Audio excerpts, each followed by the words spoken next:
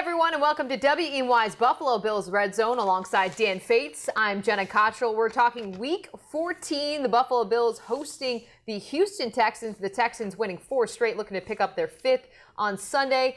Dan, Bills facing off against the Chiefs last week. What was your takeaway? The defense again, or the lack of defense at this point. I mean, if you can't stop Alex Smith in the Kansas City Chiefs without Jamal Charles, what team are you going to be able to stop? This defense is supposed to be one of the top-tier defenses with one of the best defensive minds in football, and we're not seeing any of it. And it's sad because there are some really good offensive performances that are just being wasted. I mean, you look at what Sammy Watkins did in the first half.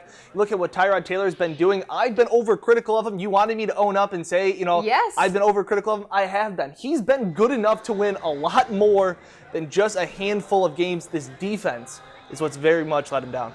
Looking at the stats, the Bills haven't recorded a single 3-sack game at all this entire season, so something's got to give in this one. I mean, they're the 4th worst team. There's only 3 teams that have fewer sacks than them, and a year ago they led the league in sacks. They were animals, and I've joked around with it before. It must be tough to play with all that money in your pockets. Really you're just not as fast. Dragging them down. And then also looking at the Houston Texans, look at J.J. Watt. He has 13 and a half sacks. Yeah. And the Bills have 14. So what does that say? All right. Well, Sunday should be interesting. What are your key matchups for the day?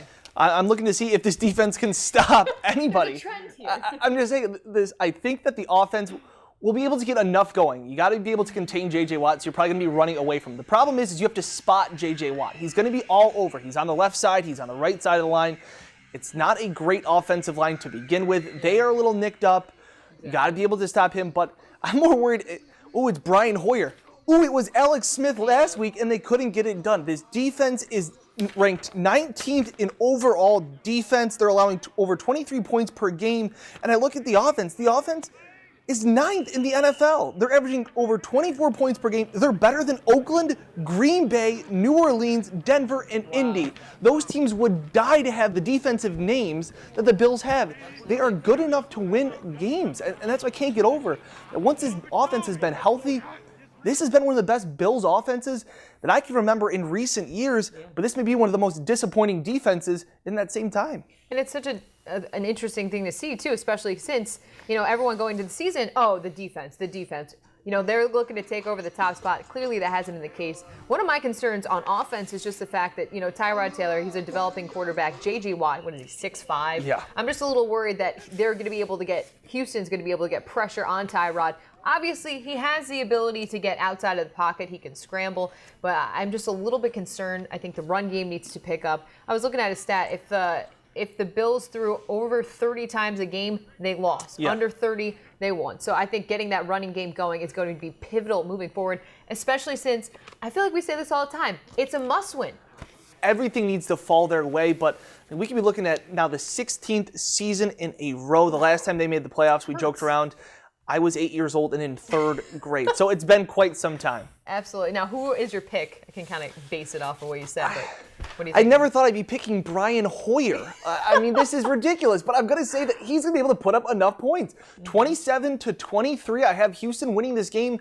I think the offense will do enough. Maybe they even jump out to a lead, but without, a nicked up right now Mario Williams, no Kyle Williams, and then they're talking. I heard this week about Nickel Roby talking about how fantasy owners should bench Denard Hopkins. I don't think that you can say that to anybody right now with the way this defense has been playing. I agree, and you can see kind of the Rex effect coming into this year. Now, like you said, there has been a lot of talk. Honestly, and it even pains me to say this, I don't think this game is going to be close. I really don't. I would love to see it, but like you said, Brian Hoyer, I think he'll be able to put up the points. I think that there'll be a lot of turnovers. I don't think, the Bills have, over 100 penalties so far this year. How many are they going to pick up on Sunday? I just feel like the rich keep getting richer, as in Houston pick up their 5th straight. Yeah. You're catching a team at the wrong time. You catch the Chiefs, who, they had won 4 straight coming in. Now you're catching the Texans, 4 straight coming in. But these were games in the beginning of the season that you could say, hey, their schedule gets a lot easier down the backstretch. Absolutely. And now they're not so easy games. Very true. All right, so Dan and I will be up at the Ralph on Sunday. Kickoff is scheduled for 1 p.m. Make sure to check into WENY's Facebook page as well as our Twitters. We'll have updates from the game. But for now, alongside Dan Fates, I'm Jenna Cottrell. Thank you for watching WENY's Buffalo Bills Red Zone. Enjoy the football.